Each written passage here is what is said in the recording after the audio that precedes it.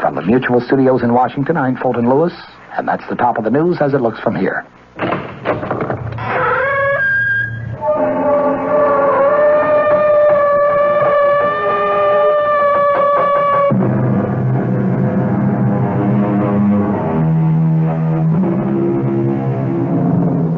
Come in. Welcome. I am E.G. Marshall, and I have a ghost story to tell you, but a most unusual ghost story, since it violates all the established rules. You know the rules for a ghost story. It must be set on some desolate, windswept moor, or perhaps in a ruined, isolated mansion, or a lonely, deserted castle. However, this spine-tingling tale actually takes place in a modern, luxury, high-rise apartment building, and in broad daylight. I don't want to die, George, please. I don't want to die. Margaret, darling, listen to me. No. Margaret, it would be better. Better for who? For you, dear, for you. I have very little left, George. Please, just let me live a little longer. Margaret, life means nothing to you now. I know, but just let me live a little bit longer. I can't, Margaret. I can't.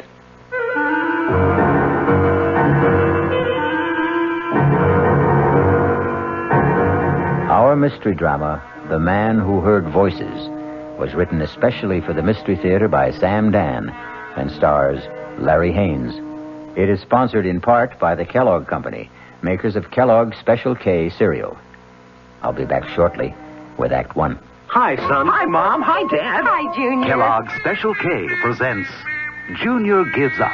Junior, why aren't you eating your Special K? It's your favorite cereal. Oh, just 'cause. Just 'cause why, honey? Just 'cause Darla said some evil things about it. That's just 'cause why. Hi, Mom. Hi, Dad. Hi, Darla. Hi, sis. Hi, Junior. Darla, what did you tell Junior about his Special K? Daddy, all I told him was that Special K is good for him. Yeah, and anything that's good for me never seems to taste But, good. Junior, you already know that Special K tastes good. Who do I believe? Darla or my taste buds? What's that, son? Oh, nothing, Dad. Son, Special K is America's favorite high-protein cereal. It's got minerals, vitamins, iron, and all those good, nutritious things. But it got to be so popular over the years because it tastes good, too. You mean it's good for me and tastes good, too. Right, son. Right, Dad. Right, Junior. Right, Mom. Right indeed. Start your balanced breakfast with Kellogg's Special K. It's nutritious and delicious. Right, Dad. This is WOR New York, your station for the Mystery Theater.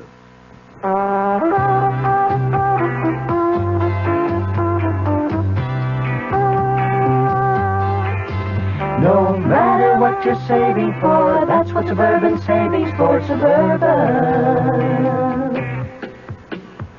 Suburban Savings offers you a regular savings account with flexibility. You can add any amount to your account whenever you wish. Withdraw whenever you want.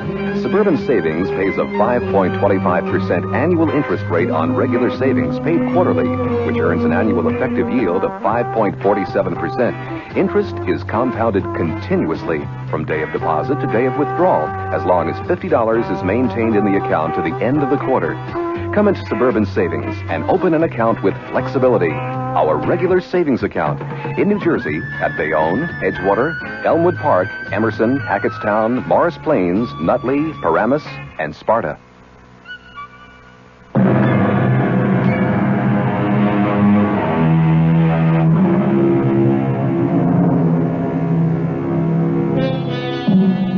At 42, George Wesley Sanderson is handsome, intelligent, and wealthy.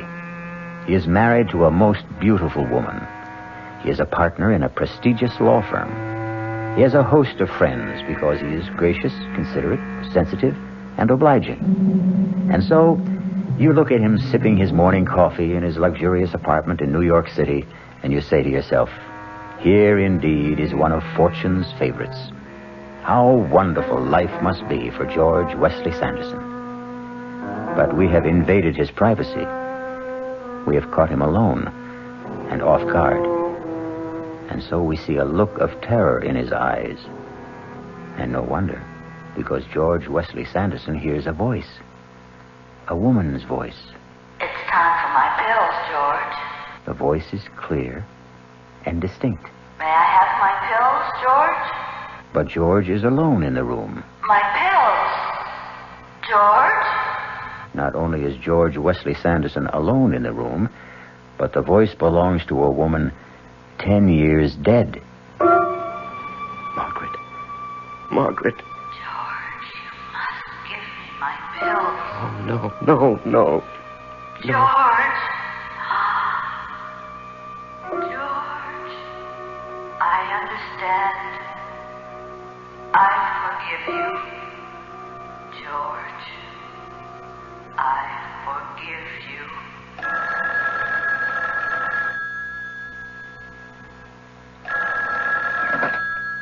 Hello? Georgie, get on the 10 o'clock plane and come down. Georgie? George, are you there? Yes, I'm here, Sally. We all decided that you should be down here. Well, Well, you what? Are you all right, George? Yes, I'm fine. Good. Get on the plane. Well, darling, somebody has to work. Oh, come on. That silly place runs itself. Goodbye, dear. Georgie, are you sure you're all right? Yes, I'm fine, and, really, I have to get to the office. I notice you'd rather get to the office than fly to me. Darling, it's not what I'd rather do. It's what I have to do. My next husband will be a man with absolutely no ethics at all. Goodbye. My name, as you know, is George Wesley Sanderson. And I must talk to somebody, unburden myself, but there is nobody. Oh, my wife loves me. My father-in-law is most understanding. I have good friends. I could confess to a priest, visit a psychiatrist. But you see, each in his own way would fail me because no one would accept the basic point of my problem. No one would ever believe that I'm a man who hears voices. There are times when I can hear what people think, what they're going to think. And there are times when I can hear people who are miles away or even dead. It started, 15 years ago. I was married to my first wife then. Her name was Margaret. She was 23 years old, vivacious, active, loved sports. She could even beat me in tennis, but she did it with such charm, I didn't mind it a bit. That's out. Oh, that looked into me. Okay. If you want the point, you can have the point. You should have a handicap anyhow. Okay. Just look out for this ace. An ace. How'd you like that, huh? I say, how'd you like that? Margaret? Margaret, is something wrong? No. I'm fine. Well, you had a funny look on your face. Did I? It's just... Just what? Nothing. I just had a funny little twinge in my back. But it's gone now. Your turn. Then and there, I heard a voice. It was the voice of our doctor. You both should know the truth. We don't know what's wrong with Margaret. She won't be able to walk. She'll have to stay in bed. For a while, anyway. These pills will keep her alive. Exactly 1 year later, the doctor spoke those very words to us in the hospital.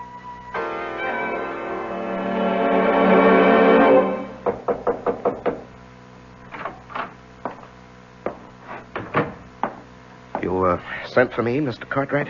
Yes, George, sit down. Thank you, sir. George, I read your brief on the Hollingsworth case. Brilliant. Is that what you'd like to specialize in? Criminal law? Yes, sir. Good. This firm could use a crackerjack trial lawyer. Let's have dinner one night this week and start making some plans for you. Well, sir, I really can't go out much at night. No? No, you see, my wife is bedridden. Oh, well, I'm sorry to hear that. We don't even know what it is. One of those mysterious ailments. Anyhow, she has to have constant attention. I have a woman who stays with her during the day, but at night I can't leave her alone. Well, that's too bad. We'll arrange for lunch, perhaps. Then I heard his voice. His silent voice, but to me, it was crystal clear. Too bad. We may have to forget about George. It's a tragedy. But if wants to be an 8-hour-a-day man, he'll remain in an 8-hour-a-day job.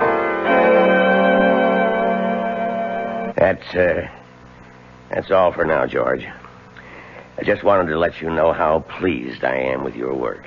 And the other partners are, too. Well, thank you, sir. Hi, Dad. Your secretary said you were busy, but I'll only be a minute. Well, hello. Who is this? This is one of our new young attorneys, George Wesley Sanderson, and my daughter, Sally. How do you do? George Wesley Sanderson. Even sounds like a great lawyer. Now, dear, save that ravishing smile for where it'll do you some good. George Sanderson is a married man. And once again, I heard a voice. Sally's voice. I don't care if he is married. I want him. I never believed it, but now I know it's absolutely true. There is such a thing as love at first sight. I love him.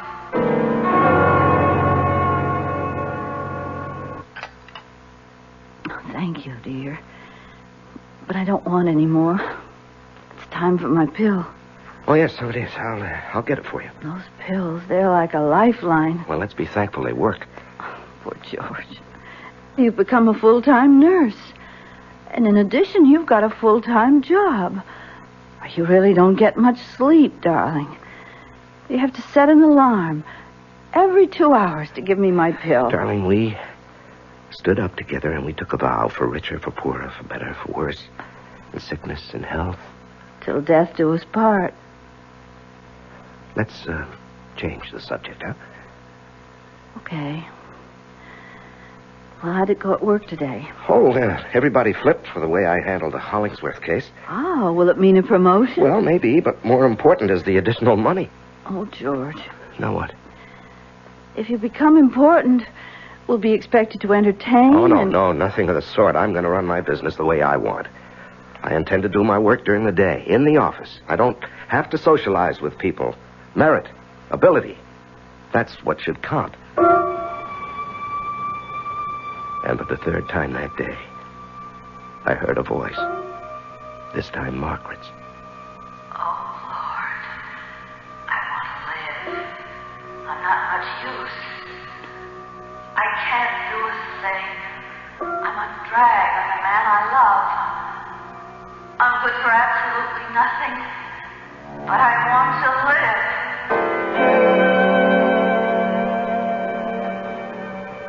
And we have a clear precedent here. When Theodore Roosevelt was police commissioner of the city of New York, the question of injury incurred while making a citizen's arrest... Do you always talk to yourself? Oh, I happen to be dictating into this recorder. How did you get in here? Being the boss's daughter ought to give a girl certain privileges. I came by hoping you might have pity on me. Pity? I'm famished. You might take me to lunch. Well, Well, what? It wouldn't hurt you with the chief. Might even pave the way to a promotion. Well, on the other hand, it might backfire. How? Well, how does your father regard married male employees who take his daughter to lunch? I don't know. It's never happened before. As you legal types might say, there are no precedents. Come on. Take a chance. Live dangerously. I'll give my hand.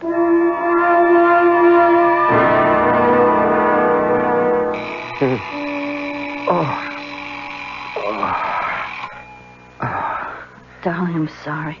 I need my pill. No, it's okay. It's okay, darling.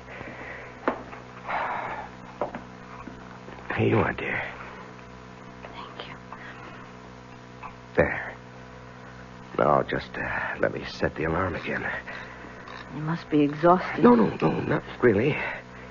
Are you feeling any better? Yes, a little. I was so tired when you came home, though, we couldn't even talk. And I looked forward to our talks so much. Anything interesting happen today? No, just a lot of routine. What did you have for lunch? Lunch. Let's see. I just had a sandwich at the desk. Oh, George. You should go out. No, dear. No, I shouldn't.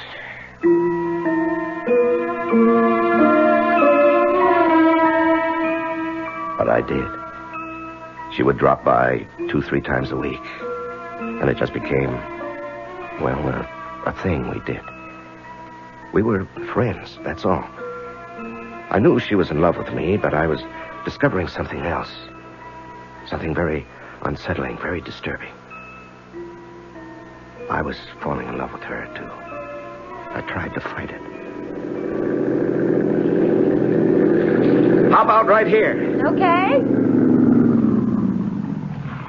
There. Well, now that we've scared away every fish between here and Europe... I wouldn't know what to do with a fish if I caught one. Well, let's just drift for a bit, huh? You didn't have to say that. Say what? Drift. Haven't we been doing just that since the day we met? Yes, I suppose we have. What are we going to do, George? I don't know. I'm willing to settle. Settle? For half a loaf. Oh, no, that wouldn't work. After a while, you'd get to hate me. No, George, I wouldn't. Well, I'd hate myself. Do you still love her? No.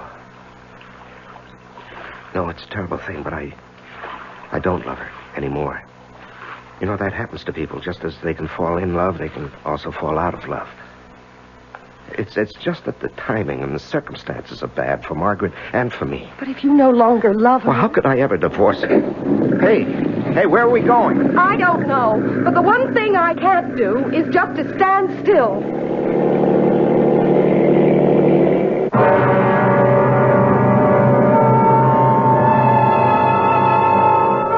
Nothing and no one in this world ever really stands still. Wheels are always turning. Gears are shifting. Minds are changing. Perhaps slowly, imperceptibly, subtly. Even a marriage vow contains the seeds of its own dissolution. For it says, "Until death do us part." We'll be back shortly with Act 2. Thank you. More than 75,000 letters, and they're still coming in. I am Himan Brown, producer of Radio Mystery Theater. You've said such beautiful things like bravo, bravo, bravo, a breath of fresh air, and superb production. I love you. But there's one problem. So many of you ask questions, it's going to take weeks sorting through all that mail to give you an answer. So if you need a quick reply to a specific question, please write again, and we'll try to answer promptly. Write Mystery Theater, Box 5152, Radio City Station, New York, 10019. That's Mystery Theater, Box 5152, Radio City Station, New York, 10019. And please, do keep listening. We hope Radio Mystery Theater is here to stay. WOR New York, your Mystery Theater station. Hey, Ma, what's for dinner? Hey, Ma, what you got? Hey, Ma, will it be much longer? My hunger's getting stronger and I can't wait. She loves her family. She wants the best. She does all that she can do. She lets ShopRite do the rest. Hey, Ma, what's for dinner? Hey, Ma, what you got? Here's a dinner suggestion from your ShopRite supermarket. Grade A rock Cornish hens, just 59 cents a pound. U.S. #1 Idaho baking potatoes, 5 pounds for 79 cents. And for dessert, Flavor King ice cream, half gallon, 69 cents. She wants the best. She does all that she can do. She lets ShopRite do the rest. Hey, Ma, what's for dinner? ShopRite has the answer.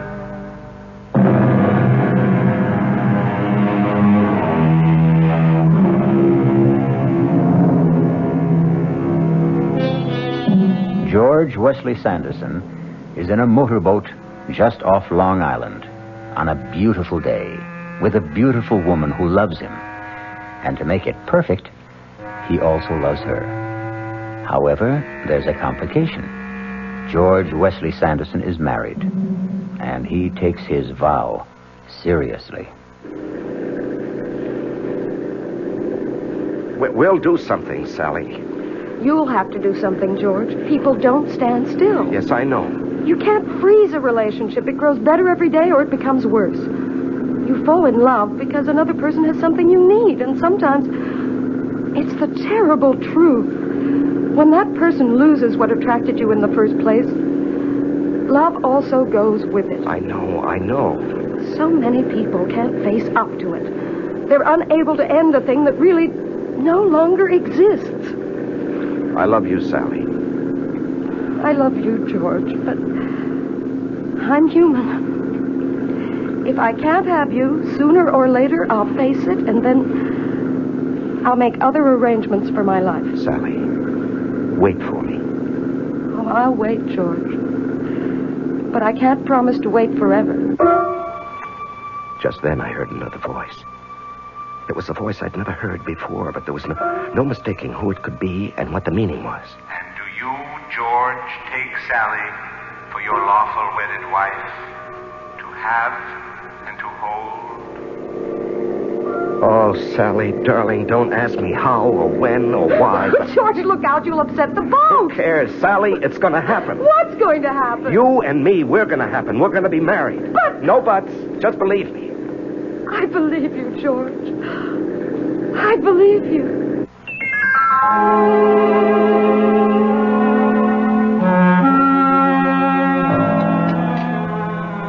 That was good. I was so hungry. Oh, Margaret, that's a good sign. Oh, I don't know. Sometimes I just wish... What? What do you wish? Oh, nothing. I don't want to talk about it. Well, now, you must have had an interesting morning. Oh, just so-so. Well, what was it? What did you have to do with the office? You never did tell me. No, I didn't. Well, we had to take a deposition. Oh? And we just spent the morning listening to witnesses. And, Margaret? What? Oh, dear, what is it, George? Don't close your eyes yet. It's time for your pill. Here, take it down with some juice. Oh. You know, that's all we'd have to do, just forget one pill. Oh, George, darling, maybe we'd both be better off.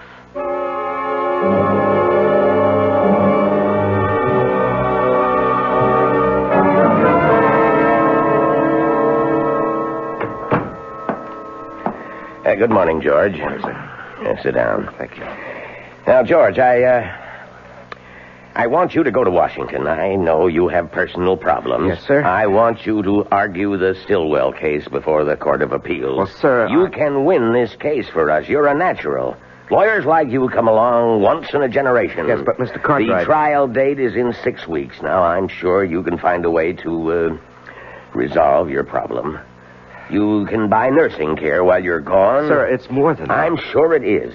Now, I don't want to intrude in your personal affairs. Although I understand I'm indirectly affected. My daughter, evidently, is quite taken with you. Well, that's between the two of you. I assure you. Of what? The two of you are in love. It's a very difficult situation. But it's your situation. For my part, I need you for the Stillwell trial in Washington. Now, don't give me your answer right now. And then I heard a voice. And this voice I knew very well because it was my own voice. And I could hear myself say, If it please the court, the prosecution claims that the defendant, Anna Stillwell, has committed the crime of high treason against the government of the United States.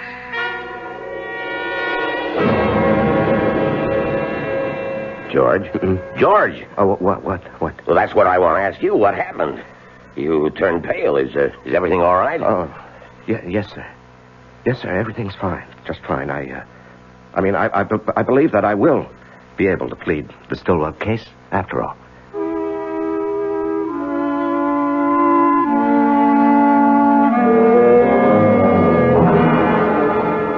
Has she been taking these pills regularly? Oh, religiously, Doctor. The woman we have here in the daytime is absolutely trustworthy, and of course I'm here all night. And he's a tyrant about it, Doctor. Well, he should be. Doctor, what about Margaret? Well, for the first time since this thing struck, I have good news. Good news. I say good. These words, good and bad, are relative. Yes, but what do you mean by good? Well, for the first time, I can detect no further signs of deterioration. I see. Unless some other complication occurs. Margaret can live on indefinitely, provided she takes her pills on a regular basis. Oh, we'll see to that, Doctor. We'll see to that. Well, keep in touch if anything unusual happens, and I'll be here again next week. Yes, I'll see you to the door, Doctor. Goodbye, Margaret. Goodbye, Doctor. Oh, a lovely day, isn't it, George? Yes. Oh, about those pills, George. Make sure you never run out. And she must have one every 2 hours. That's what his speaking voice was saying to me. The little amenities, the weather, don't forget her pills, and so on. But there was another voice. His inner voice. And I could hear it so clearly, so plainly. Poor kids. I'm glad I don't have to decide. She's in such terrible pain. Constantly. Well, that's between the two of them. Or maybe it's up to him. I only know I wouldn't want to be in his shoes for all the money in the world. Goodbye, George. Goodbye, Doctor, and thank you for everything. George? George? Yes, dear. I like a pillow. Yes, dear, I'm coming.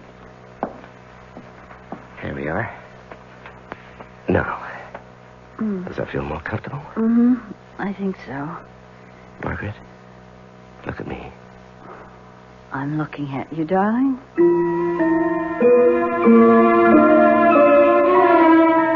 I wanted to hear her voice. Not her speaking voice, but her thinking voice, her feeling voice, the way I'd heard it once before. But this ability, this gift, this talent, call it what you will, doesn't work at my command. It comes and goes of its own accord. I wanted to know how she felt, what she really wished for. If a certain decision was to be made, I wanted her to share in it, but try as I might, I simply couldn't hear her inner voice. And I knew that the decision, one way or another, would have to be mine. All mine, mine alone. I'm looking at you, darling. Margaret, are you in pain? Oh, doesn't matter, really. The pill takes care of it. Oh, it's such a miraculous pill. It takes care of everything. Oh, I think I'd better sleep for a while, George. I just want to sleep. Margaret, what do you mean? Please tell me, what do you mean by sleep? Margaret? Oh, I'll get that. Hello?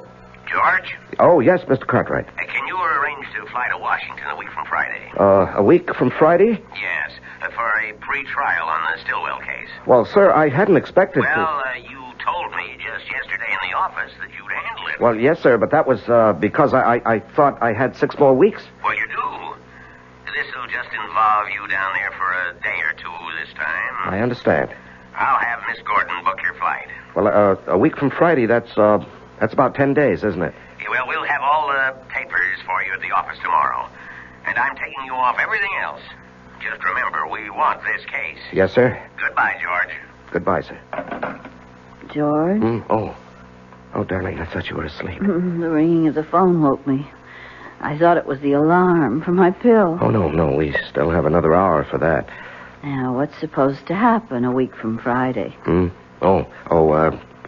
Just a lunch date with Mr. Cartwright and a client. He must like you a lot, doesn't he? Well, I'm not really a bad lawyer. Oh, George.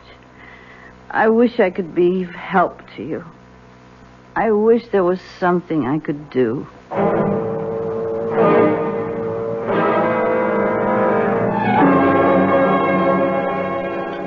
Here I am, George. Oh, hi. I'm sorry I'm late. Dad tells me how busy you are. I ordered you your extra dry gimlet. Thanks, I could use it. Dad also tells me you're going to Washington. Yes. That is, I think so. You think so? I understand the plans are all set. Well, the fact is, I know I'll be going, but... But what? Oh, nothing. Once the trial begins, there's no telling how long it may run. These government things can go on for months. Yes, I know. How about... How about Margaret? Yes, Margaret. Let's not talk about Margaret. But, George... Please. I said I'd be satisfied with half a loaf. Right now, I don't want to talk about it. But, George, I'm entitled... There are things I must decide. I want to help you. No. But when people are in love, there should be no barriers. Nothing held back. Sally, you have a lot to learn about love. George, I won't be spoken Please, to. Sally, don't press me. Don't push me, huh? I don't care who you are, how deeply you love. There are certain things I must decide on my own.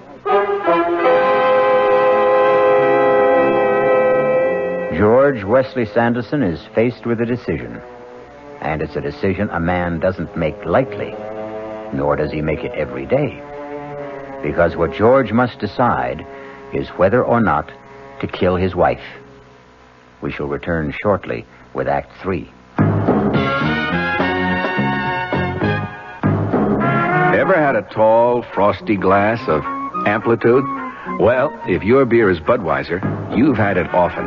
Amplitude is a fancy word for the entire taste phenomenon, the total experience of flavor. Next time you take a healthy swallow of Bud, watch what happens. Think about the sensations you're experiencing. Notice how the flavor of Bud comes on nice and easy. Not too strong, not too quick, just right. Notice the clean, crisp togetherness of Bud's taste. Everything in perfect balance, with no single element jumping out at you. And there'll be no aftertaste either, no hanging on. And you'll be refreshed and ready for another glassful. Actually, Bud drinkers have been experiencing Amplitude for years, but they never phrase it that way. They just say Budweiser, and that says it all. Anheuser-Busch, St. Louis. WOR New York, your station for the Mystery Theater. Vacancy decontrol in New York. You've heard about it, haven't you? Tonight you'll hear more about it on WOR, on the Wingate News Digest, 10 o'clock. I'm going to take a microphone and talk to a man who rents apartments. He's a real estate agent. And oddly enough, he is very much on the side of tenants. He says you can take an apartment that had been rented for $250, you move out, and if you can get it, fine. You've got $500 a month. What's it doing? Driving young people, old people, out of the city, he says. That has got to be repealed. Also, a visit with Oscar the Butcher in Sheepshead Bay in Brooklyn. He says you keep hearing from government officials that the cost of beef is going down, and he's going out of business because it's so high he can't charge his customers that much. John Wingate, tonight, 10 o'clock, WOR.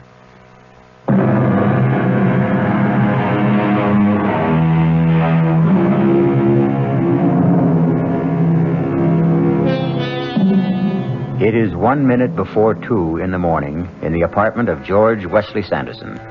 An alarm clock is set to go off exactly on the hour. It must awaken George so that he can give his wife, Margaret, a pill.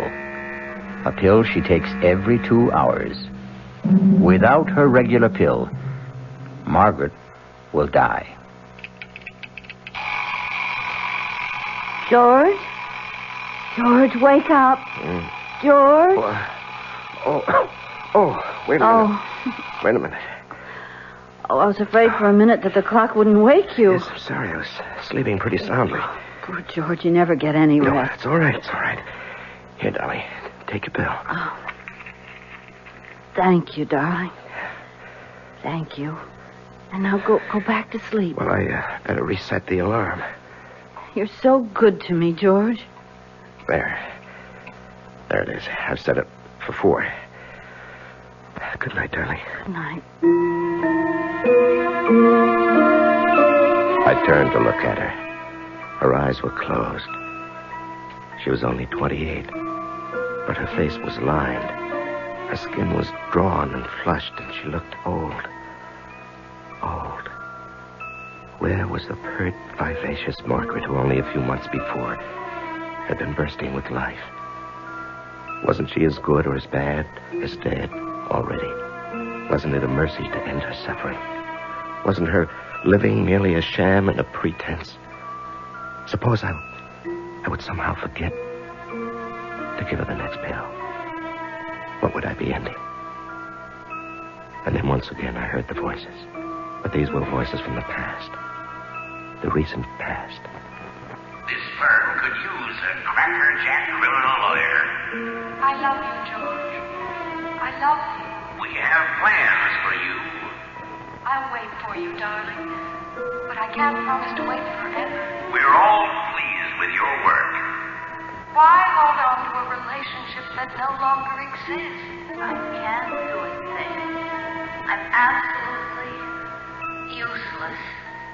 But I want to live. I want to live.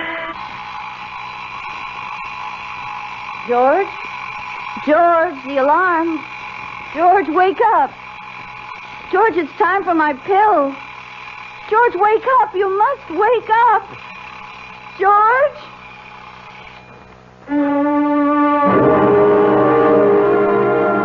I heard the alarm, Margaret.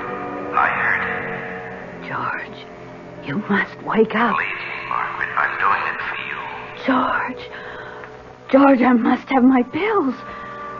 George, wake up. Oh, believe me, Margaret. Please believe me. It isn't Sally or the job. I admit they both tempt me, but I don't want to see you suffer anymore. Aren't you going to give me my pills? George, let me live. Just a little longer, please. I'm so tired, Margaret. So tired. George, please. So mixed up. George, don't pretend to be asleep. I'm doing it for you, Margaret. Maybe me, too, but mostly for you. Oh, George. Darling, I forgive you. I forgive you.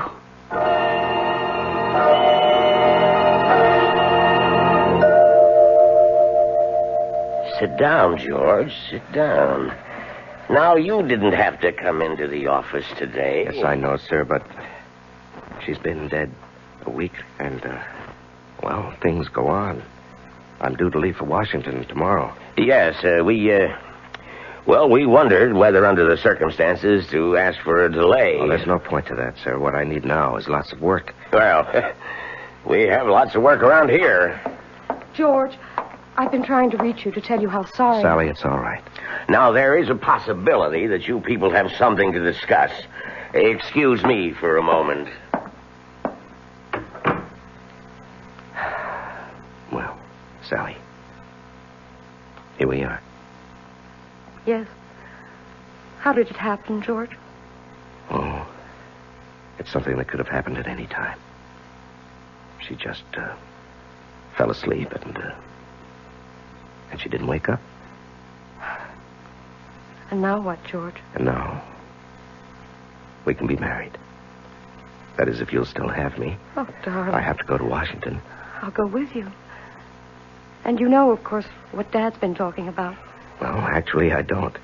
Well, we're fairly direct people, all of us. Dad was saying that since you and I would be married, there'd be a partnership in the firm as well. Mm-hmm. Well, as long as we're fairly direct people, I may as well tell you that I deserve it. Darling, do you know that this is the first time I've ever seen you smile? Oh, I smile all the time. You listen to me, George Wesley Sanderson. You're going to live. You're going to travel. You're going to mingle with all the people worth knowing in government, politics, the theater, art. Wait. Now, when do I work? Oh, you can work as hard as you like. As long as you remember you have to play hard, too. When do we start? Right now. That was, 15 years ago? I was 30, she was 25. And the years haven't changed either of us. Well, not very much, anyhow. Life has been full of excitement, zest, and, of course, satisfaction. Because I've won some very well-publicized cases in this talk of a judgeship, but that's all for the future. The important thing is that for almost 15 years, since she died, I haven't heard voices. You know, those voices. Until last week. And it happened when I was alone in the morning at breakfast. May I have my pills, George? My pills. I want to live. Please, George. My pills.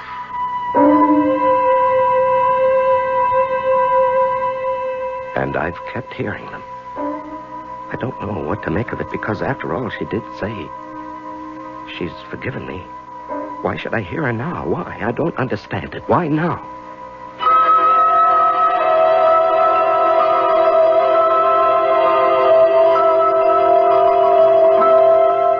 In the case of delay versus international power, the precedent is clearly stated. Sally. Sally, what are you doing here? I'm here to tell you about a precedent which is going to be established right now. Well, I thought you were in London. I was, and then I decided to come back here for some litigation. Litigation? With whom? With you. Oh? What kind of litigation? I want to review the basis for our marriage. It is rooted in the factors of common interests. We're both alive. We like to do things, go places. Do you agree? Sure. So why aren't we going and doing? Well, we... Well, we what? Do you realize that for the past year you've been working day and night? Well, darling, it so happens we have some crucial cases. Do you want our relationship to change permanently? Do you want us to drift apart? Do you know you're a nut? Darling, a long time ago we talked about this. Nothing, no one ever stands still. People change, and if they do, so does the basis of their relationship. All right. We'll go skiing. Turn your work over to the bright young eager beavers, and let's you and I start having fun again. And we did. We traveled, we played, we danced, we enjoyed ourselves. And I even managed to get some good work done, too. We were never so happy. There was, of course, one small, dark cloud for me. I could hear Margaret's voice. I need my pills, George. Aren't you going to give me my pills? Please? Penny for your thoughts, George. Oh, well, you couldn't buy my high-priced thoughts for a penny. You seem to be in a state of reverie. I was? As if you were listening to something. Oh, must be your imagination. Why, as if you were listening to voices. Voices? Are you sure you're all right? Positively spooky. Spooky? Here in our apartment in the bright sunlight? Oh, no, you've got to look for your spooks in the dead of night. Well, I know what we both need. All right, tell me. A good, hard hour of tennis. Oh, now, darling, I have to be at the office. You don't have to be anywhere except with me. Okay, you're on. For 1 hour.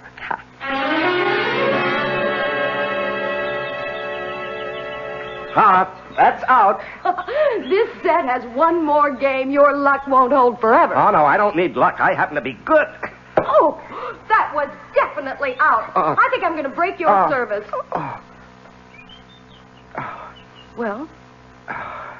George, what's the matter? It's nothing, dear. Well, I'm waiting. Serve. What is it, George? Is something wrong? No, I'm fine. You have a funny look on your face. Have I? Are you sure you're all right, dear? Yes, I'm sure. It's just... Just what? Oh, it's nothing. I just had this little twinge in my back. But it's gone now. But it wasn't gone. It wasn't much, but it didn't go away. And so that afternoon, instead of going to the office, I went to the doctor. I can't see anything. Could be a muscle strain. Try a little heat at home. If it persists, we'll give you some physiotherapy. Doctor, it's nothing serious, would you say? Well, right now it doesn't look serious. I looked very hard at the doctor. I tried to listen for another voice. His inner voice. Perhaps a voice he didn't even know he had. The voice I'd heard 15 years before with Margaret, when he predicted. But no, there was nothing. I sighed with relief.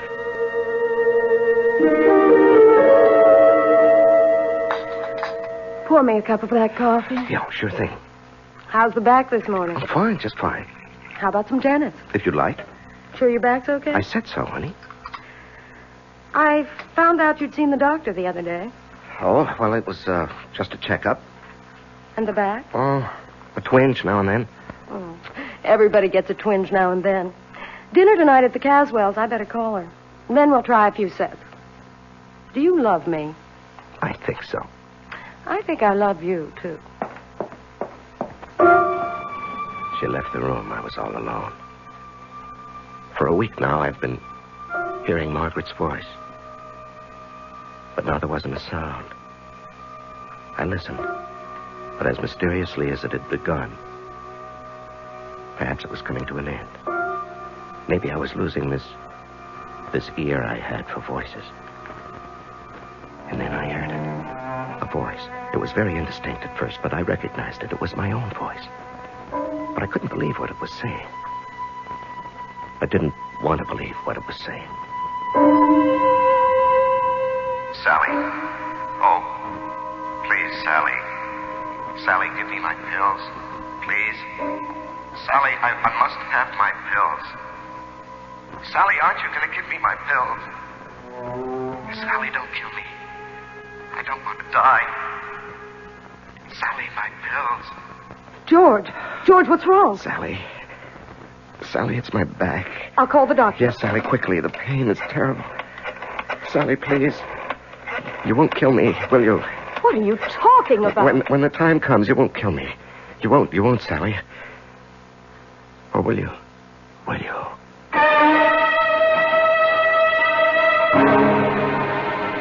Who knows?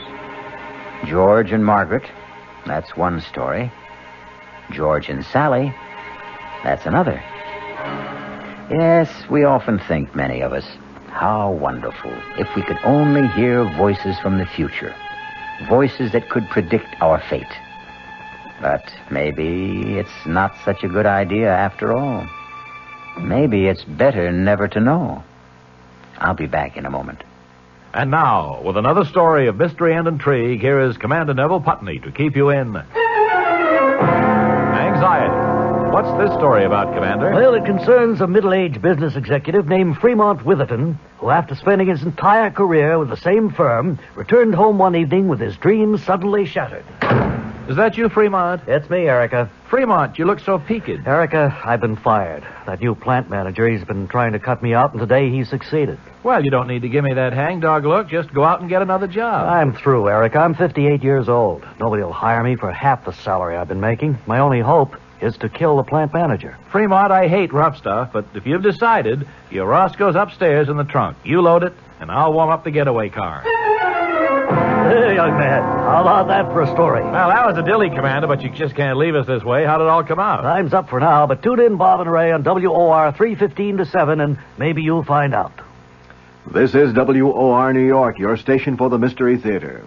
This is Mary Helen McPhillips. I hope you'll join me tomorrow morning at 10:15 on the Martha Dean program. My guest will be John Alexander McMahon. He's president of the American Hospital Association, and we'll be talking about the cost, quality, and quantity of health care, a concern to all of us. That's tomorrow morning at 10:15.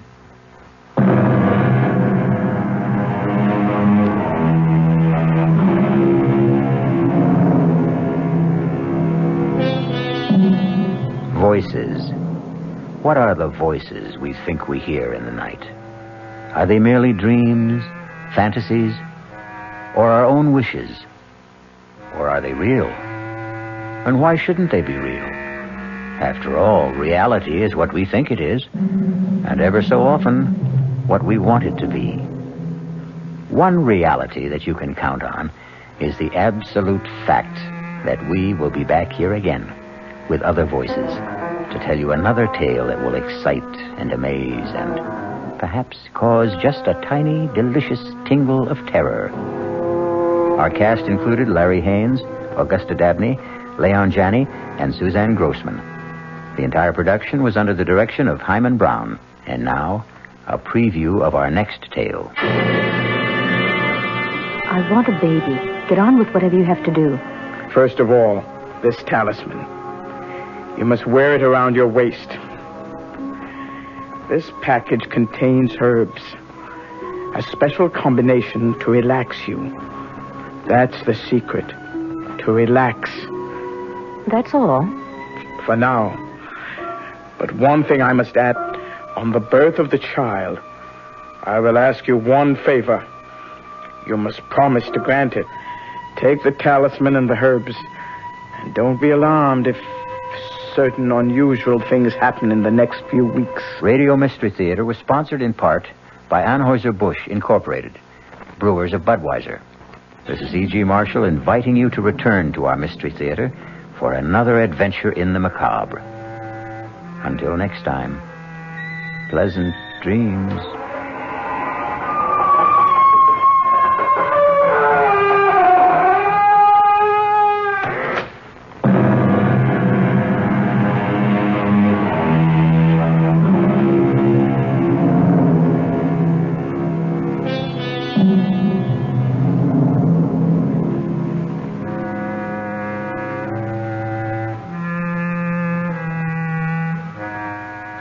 The WOR Mystery Theater was brought to you by ShopRite Supermarkets, where you get a lot more for a little less, and by Suburban Savings with offices throughout North Jersey.